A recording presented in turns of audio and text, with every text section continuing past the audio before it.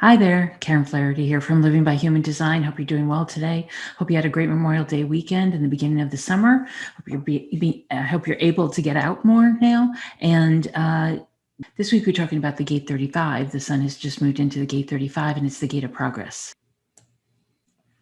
So this week we've got the sun in the gate 35. We've got the earth in the gate 5, which is rhythms and patterns. And as a result, and by the way, they just started. So it started last night and goes until June 7th. And what we have, though, is 4 centers already defined in our charts, because the 35, which is over here coming off the throat and connecting up with the 36, which is in Neptune, and that just started a few weeks ago. That 35 connects up with the 36, and that creates the entire channel of transitoriness, basically change and crisis. And that defines the solar plexus as well as the throat, and makes if only those two were defined, you would have a manifester. And then the G gets defined as well as the sacral, because the 15 was already defined. It's in Venus, and the 5 has now is in the Earth this week, and so that creates the entire channel of the flow. And so together, or rhythm. And so when you put these 4 centers together, what you get is a manifesting generator for the entire week. And so everyone will be feeling as if they're a manifesting generator all week long. So this goes until, as I said, until June 7th, next Sunday, I think it is. And you will be feeling that effect all week long. So if you are not a manifesting generator, well, let me put it this way. If you are a manifesting generator, you will probably not feel this energy too much. If you are not a manifesting generator, you are definitely going to feel this energy, because all the manifestors, reflectors, generators, and projectors will feel as if they are manifesting generators. So they'll have that sacral defined, they'll have the energy, they'll also have the energy from the throat. And if you or anyone you know is, doing a proposal, or making a presentation, or doing a podcast, or, kind of getting out and doing something, they're going to have a lot more energy than usual. And it might seem that way to you. And it might be a little strange, and you may not know what to do with it, and you may not know what to do with yourself, because it might feel a little strange. For example, if you're a projector or a manifester, all of a sudden you're going to have this sacral energy, and you don't usually have that. And then as we continue during the week, what happens is the 15 goes away, because that's moved out of Venus, and what moves into Venus is the 52, and so 52 is or Venus moves into 52, excuse me. And so when that happens, the 9, which is already there in the south node, connects up with the 52, which again creates the sacral energy. So this is why I can say all week long, people will feel as if they're manifesting generators, because even when the 15 moves out, it moves over here and creates another channel with the channel concentration, with the sacral and the root then being defined. So quite a week, and quite a lot of energy, and you will probably be feeling it. Most people will be feeling it. So what we've got is the gate 35 in the sun, and this is the gate of progress. So in the original I Ching, it's called either change or progress. And by design, progress cannot exist in a vacuum and is dependent on interaction. And so what this means is that these people are usually very always looking for something new, right? Always looking to do something new, always looking to try something new. It's basically an energy of, we also call it the jack of all trades, the gate 35, people who like to try new things and like to try them sequentially, right? One after the other after the other. And basically these people are really jack of all trades, as we call them. It's just this ability to really master something and then move on to something new. And are you creating progress for yourself, or are you creating progress on an external basis? That's the real conundrum here with this one. This gate of progress is meant to be internal progress, finding out more about yourself, finding out more about what makes you tick. It's really, though, most often illustrated when people are trying new things in the external world. The incarnation crosses are the cross of consciousness, the cross of experience, and the cross of separation. And then in the gene keys, hunger is the shadow, adventure is the gift, and boundlessness is the CD, which I'll talk about in a second. On the earth side, we've got the gate 5, which is the gate of rhythm. That's the one coming off the top of the sacral. And this is a really important one for a lot of people because they are because it helps us to stay it helps us to stay regulated, basically, in your eating and sleeping and exercise patterns. These are all ways to stay healthy and vital. And so this gate 5 plays a big role in a lot of people's lives.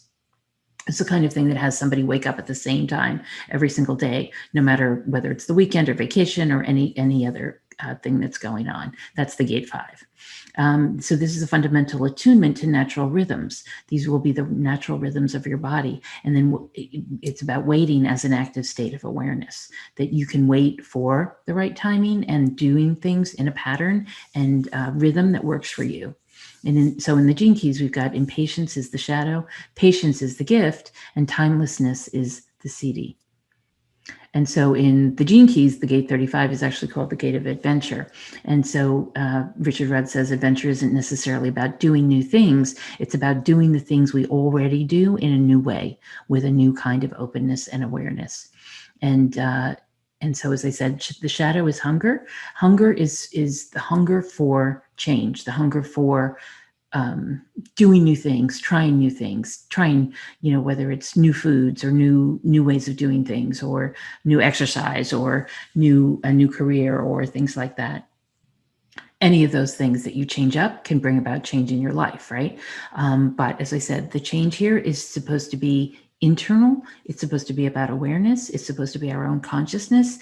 And really, it's supposed to be, the idea is to bring us toward adventure, toward, yes, trying new things, but with a real glint in your eye, right? A real gleam, a real vitality to it, something where it's not, sometimes the hunger, it can either be boredom or bored, or it can be manic, right? The change that occurs when it's on the shadow side can be either a boredom or manic kind of change, or always kind of going after the next thing to make your life more interesting. And so when it's adventure, it's really coming from an internal place of change, where you're changing yourself and wanting to try new things, and trying new things for not just for the sake of trying new things, but for being able to actually get fulfillment from them. The CD here is boundlessness, and he means boundlessness in terms of actually consciousness, and then he equates consciousness with love. So it's really almost a layering effect of the changes that are possible in your life. And as we move from one ability or capability to change, we can then move in a way that creates the internal fulfillment as well as the external fulfillment. So it's not progress just for the sake of progress, or change just for the sake of change. And really, he even says in the Gene Keys book, the secret of the 35th Gene Key is that the easiest and quickest way to change your life for the better is to give your love unconditionally in as many areas of your life as you dare. And so that's really kind of on the highest plane. And so that's something we can all at least, listen to here and see if that works for you. The more we can see it as a heart-based consciousness as opposed to a mind-based consciousness, that presumably the happier we'll be. So we've got a number of people born during this, June 2nd to 7th period. We've got actors and activists like Russell Brand and Angelina Jolie, Anderson Cooper, Prince, Bjorn Borg was a tennis player, as well as Anna Kournikova. We've got Iggy Azalea, the singer, Thomas Hardy, the poet and writer, and Allen Ginsberg, another activist, John Maynard Keynes, the economist, and Josephine Baker, jazz singer in the 20s and 30s, and Richard Scarry, who wrote Where the Wild Things Are. So it's quite a group of people in terms of you can see a lot of them wouldn't necessarily be any particular energy type, but they all got a lot done, right? These people all got a lot done. And so whether they were, as I know, Russell Brand and Angelina Jolie, for example, are manifesting generators. Actually, I don't know many of the others, but people who, these are all people who did a lot of things, tried a lot of things, got a lot of things done in their lives. So in terms of the history this week, we've got quite a few things happening on June 2nd. It was the time that the United States finally granted citizenship to American Indians. There was the first baseball game under the electric lights. Elizabeth II actually was crowned Queen of England in 1953. And it was also in the next year, 1954, when Senator McCarthy made charges that there were communists working in the CIA. First American walk in space in 1962. Unfortunately, in 1968, Robert F. Kennedy was assassinated, and in June of 1934, President Franklin Roosevelt created the Securities and Exchange Commission. So lots of things happening in the first week of June, lots of interesting things going on, I'm sure, for you in your life as you're progressing and changing and creating adventure in your life. So I hope you have a great week. This week will be all about change. It'll be a lot of energy because everybody will be feeling like a manifesting generator. So watch your energy, be aware of your energy, and rest if you need to rest so that you're taking care of yourself as all this change is occurring.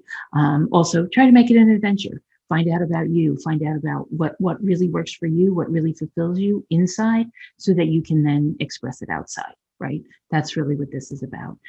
So have a great week. I look forward to seeing you next time. Take care.